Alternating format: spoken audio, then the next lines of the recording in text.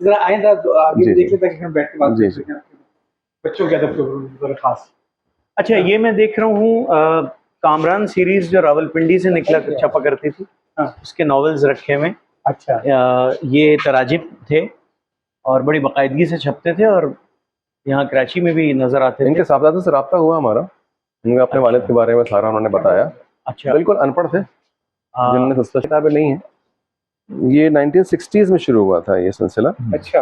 और ये आप देखिए, ये एक इसमें 170 से ज़्यादा नावल इसमें शाया हुए थे। और ये भी फिर 80s में। अच्छा, इसमें लिखने वाले असफ नोमानी वगैरह हाँ, थे, असफ और नोमानी बड़े-बड़े थे, जी जी। लोग और उसके इसमें। पीछे जो दिमाग था वो कोई कॉलेज की डिग्री याफ्ता नहीं था, बल्कि नहीं नहीं नहीं नहीं, वो बिल्कुल ही जो है वो कॉलेज कभी स्कूल भी नहीं गए वो, लेकिन इनकी किताबों किसी की किताब मोहब्बत थी में इनमें। तस्वीर भी किसी किताब में उनकी है।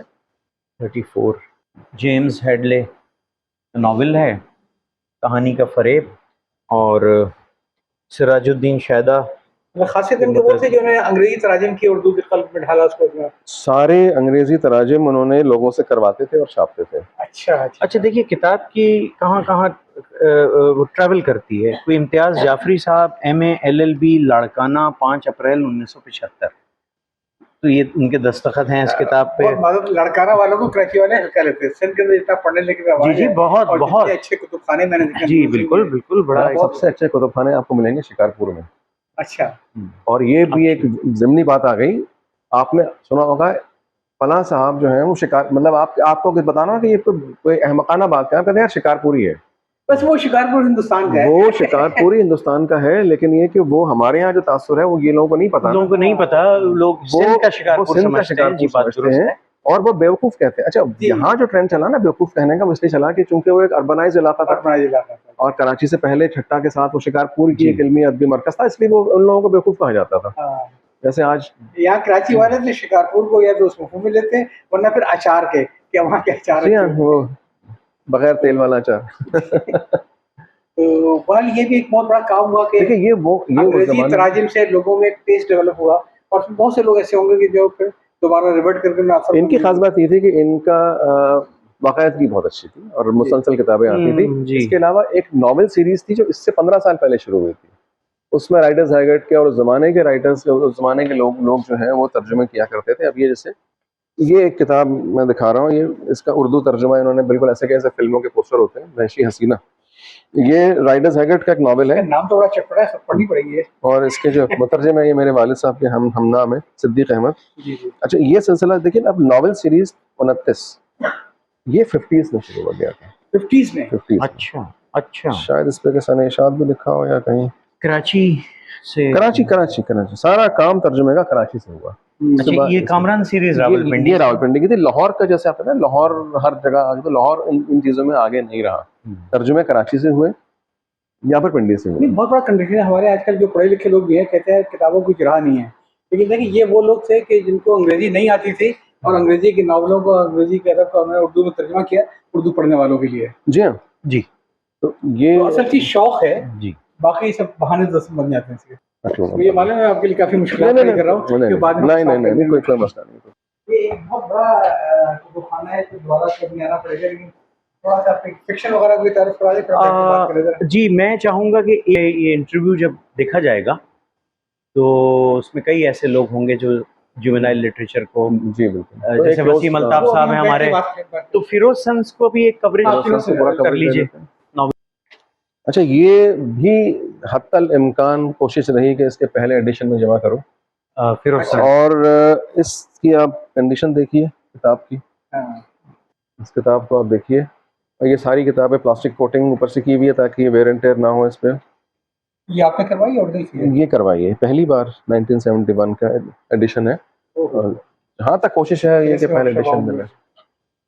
ये ए हमीद का है, मौत का ताक़ुब सीरीज है। अच्छा, इसमें एक ये भी अपने ज़माने का, अली पर क्या गुजरी, महमूद पर क्या बीती, तो बड़ा लड़ाई रहती थी कौन मौत का ताक़ुब के 100, मौत का ताक़ुब के 287, 100 फिर आई, फिर पहले 100 आई। मौत का ताक़ुब सीरीज भी ए हमीद साहब का मार्कतुलारा काम था, बहुत शानदार, बहुत शानदार। आपने कितने नॉवेल शाये किए? किसके? फिरोज सन्स के नॉवेल तो हमने कम ही शाये किए हैं, और फिरोज के हमने तालीमी तरबियत के जो 50 साल पुराने जो शुमारे हैं वो रिप्रिंट किए थे बहुत से। अच्छा अच्छा। और इस पे जो क्लासिकी उनका अदब है, उसमें साइंस फिक्शन की जो किताबें हैं फिरोज के हमने वो शाया की हैं। अच्छा क्योंकि कुछ किताबें ऐसी हैं जो फिरोज के पास अभी भी वो जैसे ही किताबें फिरोज आज भी छाप रहे हैं, हाँ। तो हमारा हक नहीं बनता कि हम उसको शाया करें, हम सिर्फ वो छाप लेते हैं जिसके राइट्स हमको मिल सके। काफी रुझान हट गया था, मैं ख्याल शहजाद बाग भी लगी थी, इसमें काफी वो लगवाई गई थी, उससे पहले वो सब कर चुके थे वो। बहुत सुंदर। जासूस हज्जाम, ये मेरा ख्याल है सैफुद्दीन हस्साम। ये सैफुद्दीन हस्साम, ये साइंस बेस्ड थी जी, इसके अंदर साइंसदान होते थे। पहला सेट था उर्दू में जिनमें मेन किरदार जो है साइंटिस्ट थे।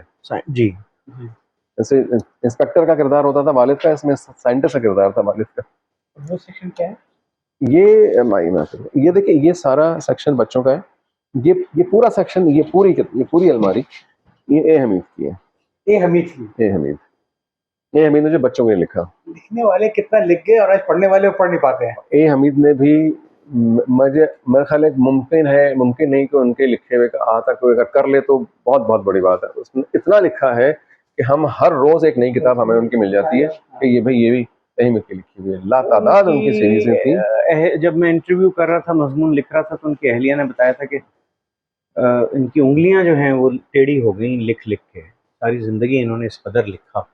ये बात दुरुस्त है। ये आखिरी किताब जो उनकी ए हमीद की छपी है, ये कौन सा है देखिए, ये ग़ालिबन बहावल नगर या बहावलपुर, हासिलपुर से ये आखिरी किताब छपी है। अच्छा। और ये 3 किताबों के बराबर थी।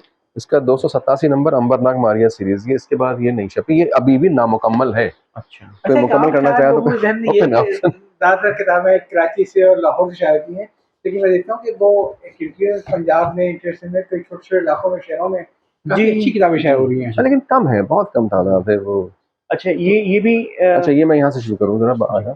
देखिए, ये अभी हम सब अदबुल अतफाल की बात कर रहे हैं। अदबुल अतफाल की बात है। ये आपने देखा कलेक्शन, सबसे पहले फिरोज सन्स के जो क्लासिक्स थे सारे, जिसमें दास्तान अमीर हमजा, तिल्स्म मशरूबा, बोस्तान ख्याल, हजार दास्तान, ये फिरोज सन्स का पहला शेल्फ होता। ये अहमीद का था। अब ये मकबूल जहांगीर की किताबें हैं। अच्छा, बच्चों के लिए ये ऊपर का हिस्सा। अच्छा, उन्होंने बच्चों के लिए लिखा, दास्तान अमीर हमजा लिखी, ये उनके लिए लिखा हुआ है। फिर ये मोहम्मद यूनुस हसरत है। अच्छा, ये उनका सेट है पूरा। अच्छा, फिर ये अल्फाबेटिकली ये एम से या मीम से शुरू होने वाले, इसमें बहुत से राइटर्स हैं। इसमें मुख्तार अहमद हैं, मिर्ज़ा अदीब हैं, और फिर ये इस तरह जो है वो अख्तर रिजवी साहब की किताबें, हस्साम की किताबें हैं इसमें। अच्छा। और इसमें अजीम उर रहमान फुरकान की हैं। शेख गुलाम अली एंड सन्स भी शामिल हैं इसमें। ये यहाँ पे मिक्स है, क्योंकि हमने मुसन्निफीन के हवाले से कैटेगराइज कर दिया है इसको। ठीक है। और ये शेल्फ जो हम देख रहे हैं, ये वाला, इसका जरा बताइए। ये भी मुसन्निफीन के हवाले से, ये बड़ी मशहूर किताब अख्तर रिजवी साहब हुआ करते थे, उनकी किताब है ये तूफानी जजीरा। बहुत ही दिलचस्प। लोग जो ये इसको देख रहे होंगे वो उनको यकीनन याद आ रहा होगा। खासतौर पे मैं वसीम अल्ताफ साहब को याद कर रहा हूँ। अब ये अबू ज़िया इकबाल थे। अच्छा, अब ये होता ये था कि फिरोज सन्स के एडिशन अब छपते थे। ये पहला एडिशन है। और एक बच्चा एक चोर, इसका नाम है, एरिक कास्टर का नावल था, इसको तर्जुमा किया था अबू ज़िया इकबाल साहब जो कराची में। मैंने नहीं देखा, ये पहली दफा देखा। ये 1968 का एडिशन है। ये एडिशन बाद में है। अब खैर वो वक्त के साथ साथ जो दोनों में मेयार का फर्क भी आ गया। ये कितना खूबसूरत आपने देखा कि वो अलग बांध के रखा है जो माल अच्छा है। नहीं, लाइब्रेरी तो बहुत कसीर तादाद में किताबें हैं, तो वो कई चीजें जो हैं अभी भी मैं समझता हूँ इनके सारे वर्क ही ऐसे हैं कि बस वो। अच्छा, अभी अल्फाबेटिकल ऑर्डर में आप बता रहे थे। ये मुसन्निफीन अल्फाबेटिकल ऑर्डर में है। अबू ज़िया इकबाल, अख्तर रिजवी, इस तरह जो है। फिर ये अख्तर मली आबादी होते थे। अख्तर मली आबादी ने आपने एक ऐसा नाम लिया है कि मुझे आपसे बात करनी थी इस सिलसिले में कि अख्तर मली आबादी के कुछ नॉवेल्स इब्न सफ़ी साहब ने दिलकश सीरीज में भी छापे। अब अख्तर मली आबादी साहब हमने बड़ी कोशिश की खोज लगाने की, लेकिन इनकी तफसील ज़्यादा मुझे नहीं मिल सकी कि ये क्या फिर हुआ, कहाँ तारीख़ वफ़ात वगैरह, ये सारी चीज़ें नहीं मिल सकी। वफ़ियात में भी जिक्र नहीं है। वफ़ियात में भी जिक्र नहीं है, सब मैंने देखा है। तो ये उन्होंने बड़ी अच्छी चीज़ें ट्रांसलेट की हैं। अच्छा, एक सवाल जो कई लोगों के जहन में होगा कि अदबुल अतफाल अब तक हम इस शेल्फ तक पहुंचे हैं, और ये सामने भी एक बहुत बड़ा ये नज़र आ रहा है। तो अंदाज़न अभी इश्तियाक साहब तो अगर हम उसमें से मिन्हा कर दें उनके नॉवेल्स को, अंदाजन ये इनकी तादाद कितनी हो? देखिए ये बड़ी अंदाज़ा 100 सफ़े की किताबें होती थी और जी। कागज़ भी ज़रा ऐसा होता था कि ये किताबें इस वक्त जो इश्तियाक अहमद के अलावा जो बच्चों का अदब है, अगर आप इसमें महानामे अलग कर दें, अलग वो कर भी दीजिए, हटा वो दीजिए, हटा दें, तो ये कुछ नहीं तो 3000 से ऊपर ही 3000 बड़ी रेयर। जी हाँ 3000 इश्तियाक अहमद के अब 800 में ला लीजिए इसमें। हाँ, तो 3000 4000 के लगभग हो गई। 4000 ही हो गई। अच्छा, अब ये जरा सा आप कैमरा यहाँ लाइएगा, ये वाला शेल्फ जो ये वाले हैं और इसके बारे में बता ये दीजिए शेल्फ जी। अच्छा ये इसमें भी जो है बहुत से अदीब हैं हमारे यहाँ, जैसे कराची के अब हैं, इसमें मज़हर कलीम भी थे, एक महमूद खावर होते थे जी, महमूद खावर ने बहुत इब्न इंशा के भांजे थे, उनकी पूरी किताबों का सेट है। और महमूद खावर की जो इमरान बच्चों के इमरान सीरीज थे वो सेट हम पूरा शाया कर रहे हैं और उसी तरह स्कैन करके ओरिजिनल कंडीशन में, ये तो बहुत अच्छा वो रिप्रिंट। अच्छा ये महमूद खावर का सेट है। फिर मज़हर कलीम बच्चों के लिए बहुत अच्छा लिखते थे और बड़ी मारूफ उनकी सीरीज है। नहीं अगर आप ये कहें कि इश्तियाक साहब से नाम उनका लोग उतना ही जानते हैं, मज़हर कलीम का आंगलू बांगलू सीरीज शायद ही जो है वो छन चंगलू चलो सक मलोसक मुझे आज भी याद है जी। हाँ वो आज भी ऐसा जो है वो जहन में घर किया हुआ है उन चीजों ने, वो सारे मुकम्मल उसके सेट मौजूद हैं। अच्छा, तो आप उसको दोबारा फिर लेके आ रहे हैं? मज़हर कलीम को तो नहीं खैर, लेकिन महमूद खावर को हमने कहा। अच्छा, और ये और फिर उसके बाद ये शेल्फ जी। अच्छा ये जो है इसमें भी बड़ी दिलचस्प चीजें हैं। इसमें एक सत्तार ताहिर होते थे। सत्तार ताहिर बहुत बड़ा नाम था, बहुत बड़ा नाम था, उन्होंने बच्चों के लिए बहुत लिखा है, बहुत लिखा उन्होंने। उनकी एक सीरीज थी, ये बड़ों के लिए भी 60-70 किताबें इसमें शाये हैं। इस कत्ल की रात इसका पहला नंबर था जो ये 1979 में उस वक्त शुरू हुआ जब फिर इदारे को इश्तियाक अहमद ने छोड़ दिया। अच्छा, मकतब इक़रा के पास मुसन्निफ नहीं था, उन्होंने फिर इनसे रब्ता ये सरवर जरा दिखाइएगा, कितना खूबसूरत ये टाइटल है। सत्तार ताहिर साहब की वो किताब जो आज भी छप रही है, दुनिया की 100 अजीम किताबें। जी जी जी, इतना बड़ा काम है, बहुत बड़ा काम उनका है और वो डाइजेस्टों के लिए भी काम करते थे जी। अच्छा फिर इसमें आप देखिए कि इसमें सलीम अहमद सिद्दीकी साहब की किताबें हैं। सलीम अहमद सिद्दीकी ने भी बहुत लिखा और ये इन किताबों के रॉबिन्सन क्रूसो, रॉबिन हुड, ये किताबें हमारे यहाँ छपती रही। फिरोज सन्स, अच्छा फिरोज सन्स ने ये एक पूरा जोन्स वर्न का पूरा सेट उन्होंने किया। जी जी। फिर टॉम सॉयर की उन्होंने किताबें छापी। फिरोज सन्स के जो सईद लख साहब थे उनका बहुत बड़ा कंट्रीब्यूशन था, वो मुसन्निफ इनको ढूंढते थे। मैंने एक दफ़ा मुलाकात की जाके ये आपके सलीम अहमद सिद्दीकी साहब इंतकाल फरमा गए कुछ अर्से पहले। मैंने उनका इंटरव्यू, जैसे हम कर रहे हैं उस समय मैंने भी उनका इंटरव्यू का, ऐसे कुछ 2017 की बात है, मैंने उनका इंटरव्यू किया था लाहौर में घर जाके। तो कुछ फालिज का मसला था, ज़बान लौटती नहीं थी। मैंने उनसे पूछा कि ये आपने किताबें जो सारा काम किया, नन्हे शैतान उनकी बड़ी मशहूर सीरीज थी, नन्हे शैतान की वापसी, नन्हे सुराग रसां, 10 नॉवेल, 13 में से 10 और ज्यादा है, तकरीबन 17 नॉवेल थे। हाँ 10-11 उनके होंगे, बाकी मकबूल जहांगीर के। जी जी, 3 मकबूल जहांगीर, 10 इनके, तो 13 थे उसके कुल। जो उसके बाद और भी छपे थे। आप दोनों को बात करते देख के मैं बड़ा एहसास कमजोरी का शिकार हो गया कि मैं सोचा था मैंने बच्चों के सबको पढ़ा, लेकिन यहाँ आके मैं कुछ भी नहीं पढ़ा। तो 3 नन्हे सुराग रसां जो है वो आप कह रहे हो मैक्सिमम जो लिखा उनके हैं, ये सलीम अहमद सिद्दीकी साहब ने ज्यादा लिखा। इसके अलावा एक वो सीरीज जो Amazon adventure, jungle adventure, well adventure, line adventure, ये सीरीज थी। मैं मुसन्निफ का नाम मेरे सहन से निकल रहा है। वो पूरी सीरीज उसका उन्होंने तर्जुमा किया। एक इश्तियाक अहमद ने किया, 2 मकबूल जहांगीर ने किया, बाकी अच्छा मैंने इनसे पूछा कि भाई ये आपने सारा काम किया तो ये शुरू कैसे किया? तो उनका एक जवाब था सईद लख।